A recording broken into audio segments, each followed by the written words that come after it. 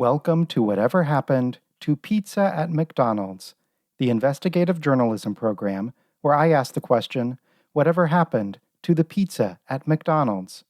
I'm your host, Brian Thompson.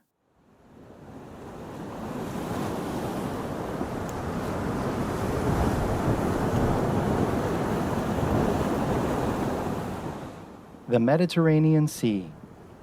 As an impartial journalist, I am loath to give my personal opinion of anything, lest it taint my impartial reportage as biased. But I would say the Mediterranean is certainly within my top 50 all-time favorite seas. Not as large and ostentatious as an ocean, yet more robust and noble than a lake. The Mediterranean is an almost perfect sea size. In ancient times, it was the center of cosmopolitan society, as it connected the great continents of Africa, Europe, and Eurafrica. In fact, many say that without the Mediterranean Sea, society's greatest invention, the pizza pie, would never have spread throughout the world. According to tradition, pizza was created in the Italian city of Naples, which rests on the shores of the Mediterranean. Seafaring merchants from faraway lands would make port in Naples and become so enamored of the dish that they insisted on bringing it back to their homelands. Of course, food preservation technology was quite primitive in those dark days. To keep from spoiling, the pizzas were stored in barrels full of salt, along with other perishable foodstuffs popular at the time, such as fish heads, lizard feet, hog colons, and pirates' ears. When they arrived home, the traveling merchants would remove the pizzas from their salt barrels and distribute them to the local populace. At first, the dish was not embraced. A common criticism was that it tasted way too salty. The merchants returned to Naples to pick up fresh pizzas, but this time they did not preserve them in salt. Instead, they simply whipped the oarsmen of their boats and prodded them with red-hot iron prods until they rowed fast enough to arrive back at their home ports before the pizzas got too cold. Many of these oarsmen passed away from the exertion, but they arrived in time for the peoples of the far-flung world to try the pizzas again and declare in a unified shout that they were, indeed, pretty good for the price. Thus began humanity's love affair with pizza, and also humanity's demand that pizza be delivered to them in a very short amount of time. In fact, throughout the 1980s and 1990s, many Domino's delivery drivers befell a similar tragic fate as these oarsmen of old, due to their company's 30 minutes or less guarantee. But also, just like in ancient times, the sacrifice was considered to be worth it. Of course, the latest discoveries in the fields of archaeology, anthropology, cryptozoology, and parapsychology have cast doubt on this legend of pizza's origin. It is widely agreed today that it was not actually invented in Naples, Italy, but was instead passed down to the ancient Egyptians by the extraterrestrials who manipulated our genetic ancestors' DNA to enhance our intelligence beyond that of our fellow earthly animals. But I still like the Mediterranean Sea, and I am not ashamed to admit it. Which is why I was utterly delighted to be invited by my new friend Ms. Christy Klinko to follow a Mediterranean Sea Facebook page. As discussed on last week's program, Ms. Klinko is one of dozens of people who, in response to a post about McDonald's pizza on the official McDonald's Facebook page, replied with deranged comments such as funny and ha ha ha. To try and learn more about these people's damaged minds, I lured them into my parasocial orbit by creating a Facebook page devoted to photographs of abandoned beauties, as I discovered almost all of them followed several similar pages. As a consequence of this proverbial honey trap, I attracted the attention of Ms. Klinko and requested that she become my Facebook friend. She accepted, though quite a bit of time passed without her responding to any of my messages. In fact, her first correspondence with me was this invitation to like the Mediterranean Sea Facebook page. However, far from offering any insight into her deranged mind, Becoming a follower of this page has made me only further question the extent of Miss Klinko's derangement.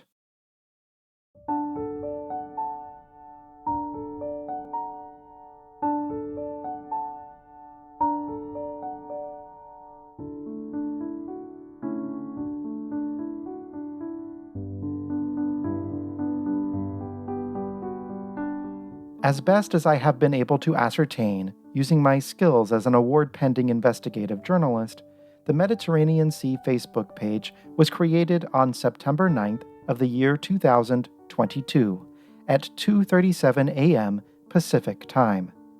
This is the date and time of the page's first post, which is a notification that it has uploaded a profile photograph of what appears to be a city on the shores of the Mediterranean Sea. At the same time, the mysterious administrator of this page also uploaded a cover photograph of a cliffside village above a body of water I also assume to be the very same sea. At 2:39 a.m., the administrator posted the word "Welcome," followed by an exclamation point. At the time of this recording, there are no responses to this post. In fact, there are no responses to any of the Mediterranean Sea's posts, save for some likes from me on a few photographs I found to be particularly beautiful, including one of yet another seaside town, one of a sailless sailboat drifting in the distance behind a wooden dock, one of clouds hanging above an expanse of calm waters, one of a ship's wake seen from the stern of the vessel, and what appears to be a satellite image of the Strait of Gibraltar, which is the strait that separates the Mediterranean Sea from its gaudy neighbor, the Atlantic Ocean. Under the page's info section, a message reads, quote, "The Mediterranean Sea is an intercontinental sea, which in origin is a deep-water pseudo-abyssal int." Unquote. I believe the last word in this message is a mere fraction of a more complete word, as I am not aware of any relevant English language word spelled simply INT. However, I do not know why this would be the case. Perhaps, God Ben David forbid, the writer of this message met with some tragic fate while typing it. But was this fatal fate the result of natural causes, such as those that befell notable celebrities like Queen Elizabeth and Jeffrey Epstein? Or was it something more dastardly altogether? The mystery deepened when I scrolled down to the page's contact information. Its worldwide website is listed as mediterraneansea.com, but when I navigated to mediterraneansea.com, instead of a worldwide website about the Mediterranean Sea, I found a page stating that mediterraneansea.com is for sale on an electronic commerce platform called the Embrace.com Marketplace. In fact, there is no reference to the Mediterranean Sea Facebook page whatsoever. Instead, there is a form to provide contact information and a bid to purchase the page. I attempted to research the history of the mediterraneansea.com domain name by typing it into the Internet Archive's Wayback Machine, which is a tool that allows the researcher to view archived images of worldwide websites throughout their history. I discovered this tool while designing my own beautiful website, pizza@mcdonalds.com. I knew my site would be a constant work in progress, as the journalist's quest for knowledge is without end. But when I looked for some helpful animations of construction workers holding up signs that say, "Under construction," I could not find any on the modern World Wide Web. But thanks to the Internet Archive, I was able to virtually time travel to the year 1999, somewhat shortly after the heyday of McDonald's Pizza, when the art of web design was still just that, an art. According to the Wayback Machine's records, MediterraneanSea.com dates back to the year 2000, but no image of it contains any information about the Mediterranean Sea. Instead, it seems to have always been a valuable domain being metaphorically squatted upon by some literal speculator in the hopes that someone with an ample interest in the Mediterranean Sea and an even ampler pocketbook will purchase it. I submitted my information on the form, along with a bid in the low double digits. I have yet to receive a response, but this is probably to my benefit. To be perfectly candid, I do not currently have this amount of funds in my petty cash account, which is also my personal checking account, and additionally, my only account. But I am hoping that based on the results of some of the scratch-off lottery tickets I purchased this afternoon, that issue will become a moot point. In the meantime, I continued to let both my eyes and my mouse pointer wander down the list of the Mediterranean Sea Facebook page's contact information. Next, I came to a telephone number. Its area code is 214, which is an area code for the city of Dallas, Texas. As geography buffs already know, Dallas is nowhere near the Mediterranean Sea. But perhaps the administrator of the Mediterranean Sea Facebook page, if this person is still alive, set up a corporate headquarters in Texas for tax reasons. My own company, Pizza Plea Media, is technically based on a 1.75 square mile floating pile of trash somewhere in the Arctic Circle. Consequently, 0% of my earnings from my best-selling book, How to Be an Investigative Journalist, or my TeePublic merchandise store goes to the Internal Revenue Service of the United States. Instead, I spend only a small fraction of my profits on fresh mackerel supplied to the mutant fishman who rules the trash pile as a sort of god king, in the hopes that doing so will keep him from refusing delivery of my business mail. I do not know how the Mediterranean Sea Facebook page intends to generate an income, but I am sure the effectively lawless state of Texas will take far less of it than any Mediterranean-adjacent government. However, when I called the Mediterranean Sea Facebook page's telephone number, I did not reach a receptionist, or even a corporate recording. Instead, I reached what appeared to be the voicemail of a private citizen, whose name I shall obscure to protect their anonymity.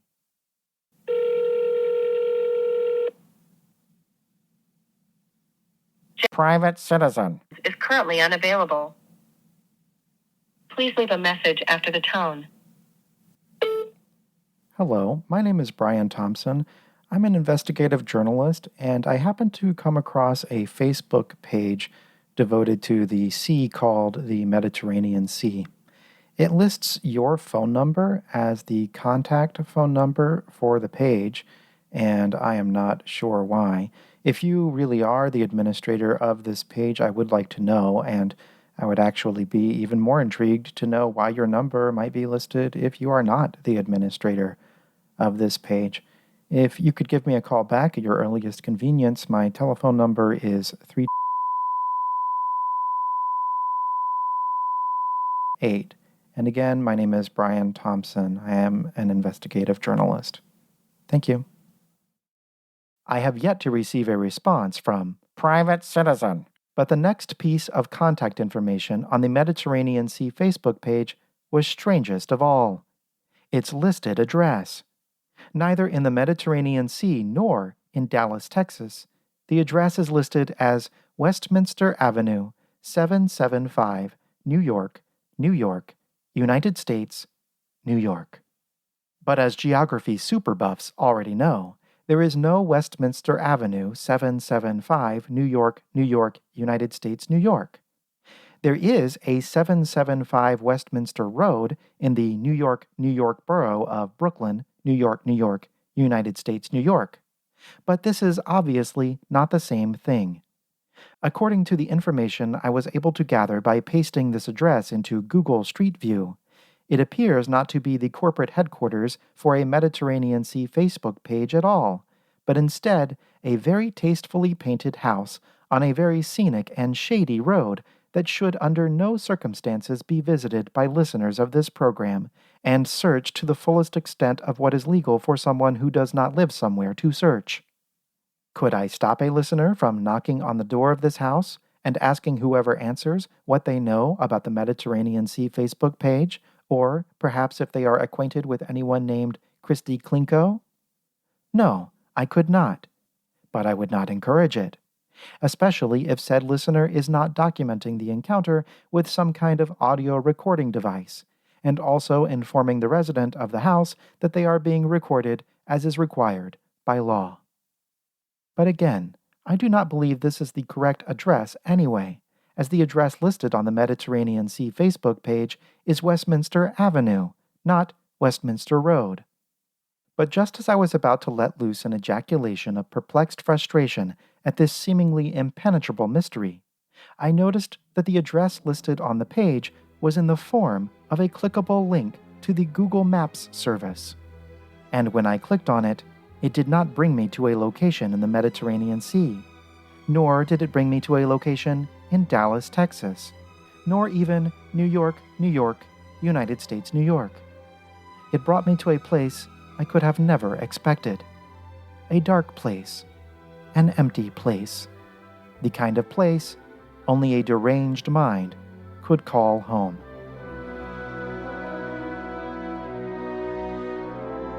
Next time on Whatever Happened to Pizza at McDonald's. Help! Help!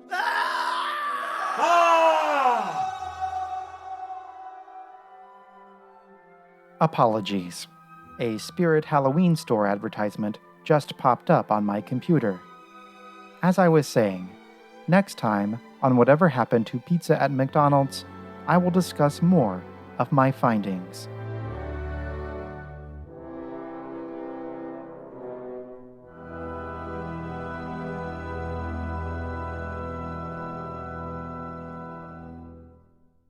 And now, a word from our sponsor.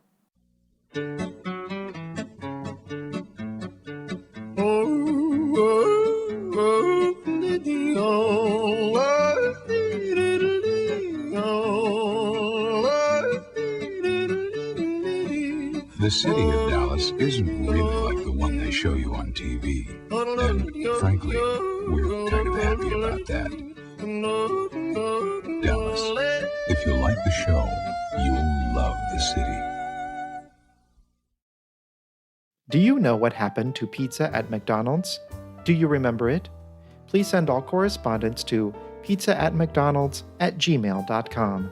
Follow me on Twitter and Instagram at pizzaatmcd's, and purchase my best-selling book, How to Be an Investigative Journalist, at howtobeaninvestigativejournalist.com.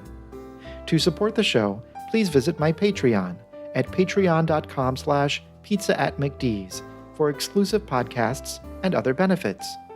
Thank you to my invaluable Patreon producers, Isabella Zeliskowski, Joe Kajik, Kimberly King, Kyle Turok, Pam Gabriel, Will, Andrew Duffy, Billy Jean, Brad Allen Thompson, Felix Dooley, Jay Poop, Calvin Thomas, Kat Resney, Laurel Paul, Mel, Opus Mareshi, Ridian Mistelli, Ryan Guggenmoss, Sage W., Andrew Ahmed Johnson Rubin, Mitchell Kordick, Chief Keefe, Jacob Ford, David Friedman, Ada Bean, and Marshall Deere. I'm Brian Thompson, investigative journalist.